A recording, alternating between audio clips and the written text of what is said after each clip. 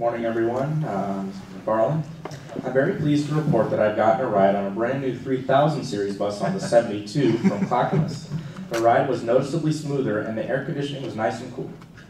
This was weeks ago when sun was around.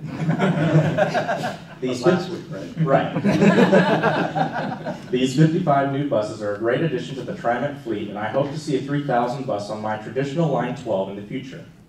But we simply cannot stop here. There are too many old buses at TriMet that are in service well beyond their retirement age. To me, giving only some bus riders a low-floor AC bus is not fair to the rest of the riders that do not. Anyone who has ridden in one of these old buses during the summer months knows that these rides are not pleasant.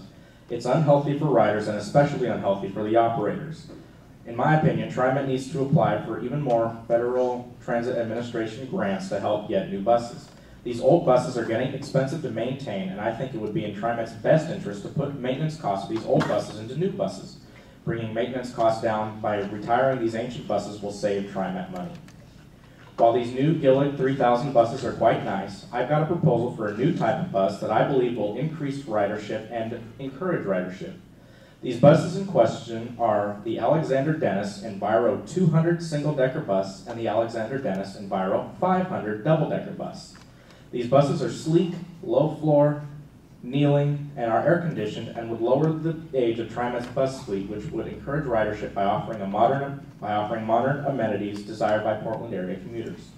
One of my friends and I were waiting at the 5th and Hall 94 stop when we were passed up by two 94 buses, both of which were full.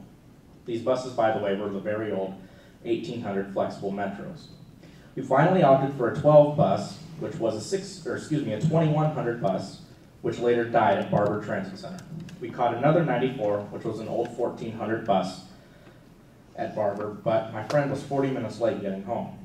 The 94 is a very heavy route and always seems to get the old bus curse, I like to call it, in which old, unreliable buses are being put on heavy capacity bus lines and never seeing anything different.